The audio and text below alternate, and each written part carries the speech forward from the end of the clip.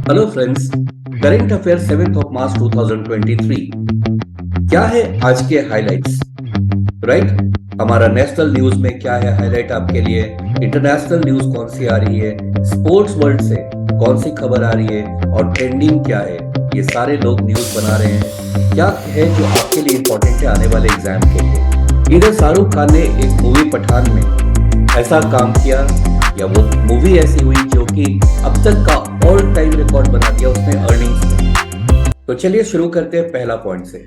North east में अभी election complete हुआ है, असेंबली इलेक्शन। 3 स्टेट में ये हुआ, मेघालय, नागालैंड और त्रिपुरा में। यहाँ क्वेश्चन ये है कि माणिक साहा, जो कि एक बाय प्रोफेशन एक डॉक्टर है, एक सर्जन है, ये चीफ मिनिस्टर बने हैं किस राज्य के, किस स्टेट के? और राइट आंसर है बी ऑप्शन, त्रिपुरा। त्रिपुरा के बारे में कुछ और जानकारी इंपॉर्टेंट आप रख लें। त्रिपुरा का कैपिटल है अगरतला। चीफ मिनिस्टर या माणिक शाह, जैसा मैंने बताया। ये थर्ड स्मॉलेस्ट स्टेट है। सबसे छोटा स्टेट गोवा, उससे बड़ा सिक्किम और उससे बड़ा त्रिपुरा, यानी कि Tripura third smallest state of India है। एडजॉइनिंग स्टेट्स क्या क्या है वो भी याद रखेंगे आप। देखिए त्रिपुरा ये रहा, ये रेड कलर में, जिसका 70% एरिया तो बांग्लादेश में के बॉर्डर शेयर करता है। यहाँ पे एक खास भाषा बोली जाती है काक बराक। इस पर देखा गया है कि बहुत बराबर ये क्वेश्चन पूछा जाता है, काक बराक भाषा कहाँ बोली जाती है, तो इसे याद रखेंगे। इसी स्टेट का ये क्वींस पाइनएप्पल है जो बहुत फेमस है। और यहाँ के 2 बहुत बड़े सिंगर कंपोजर हुए हैं, वो है सचिन देव बर्मन और राहुल देव बर्मन। सचिन देव बर्मन आपको पता हो, या मैं एक इंटरेस्टिंग चीज बताता हूँ यहाँ पे। तेंदुलकर, सचिन तेंदुलकर का नाम इन्हीं के नाम से लिया गया था, यानी इन्हीं के नाम पे रखा गया था। और सचिन ने भी एक शानदार पारी खेली, अपनी जिंदगी की अभी। और उन्होंने बहुत सारे रिकॉर्ड बनाए और उन्हें देश रत्न से नवाजा गया।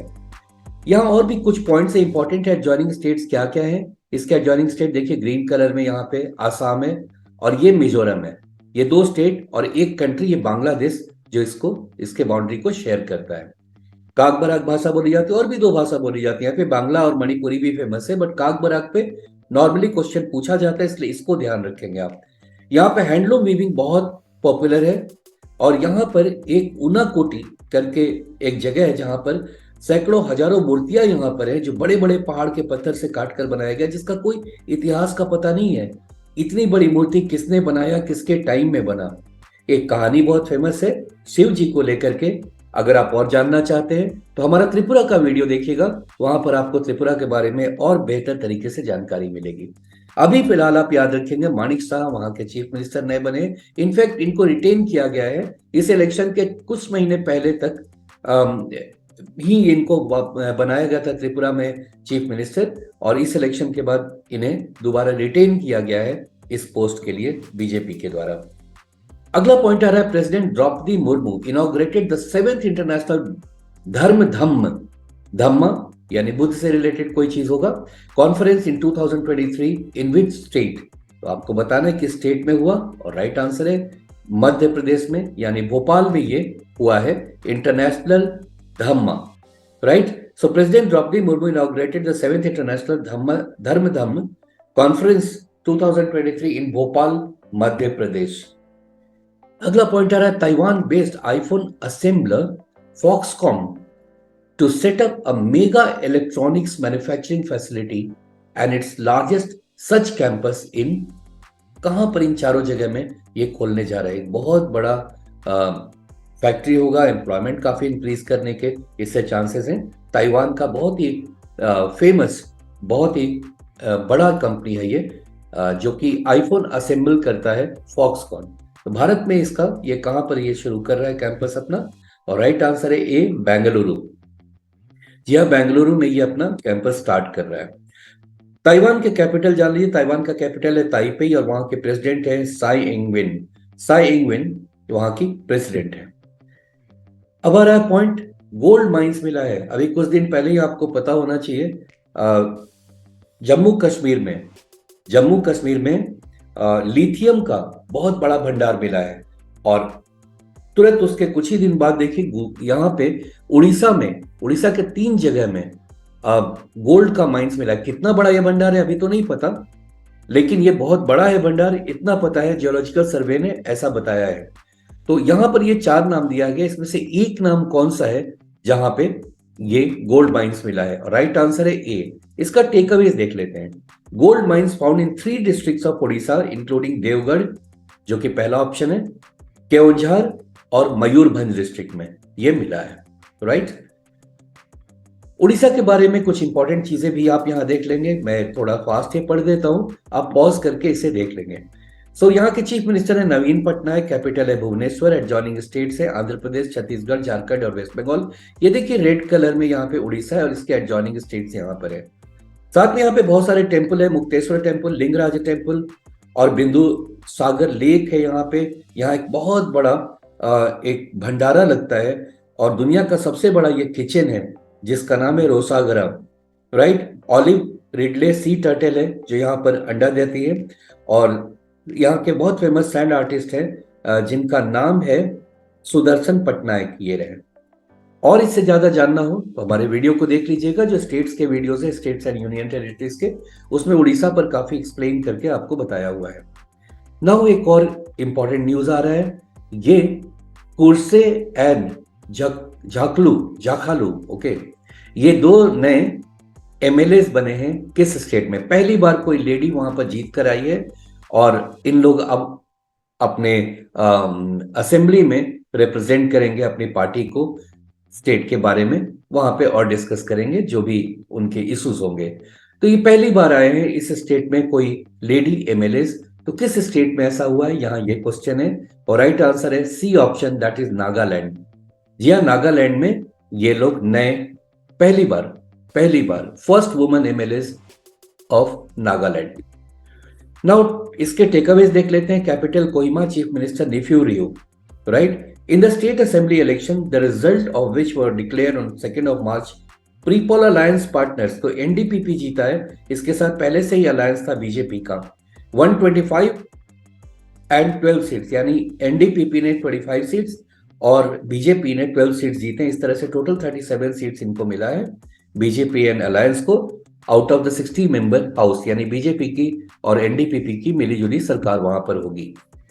नागालैंड के बारे में इंपॉर्टेंट चीजें और देख लें। यहाँ के चीफ मिनिस्टर है Neiphiu Rio, capital Kohima, largest city Dimapur, official language English है और यहाँ ट्राइब्स है कुकी एंड चैंग।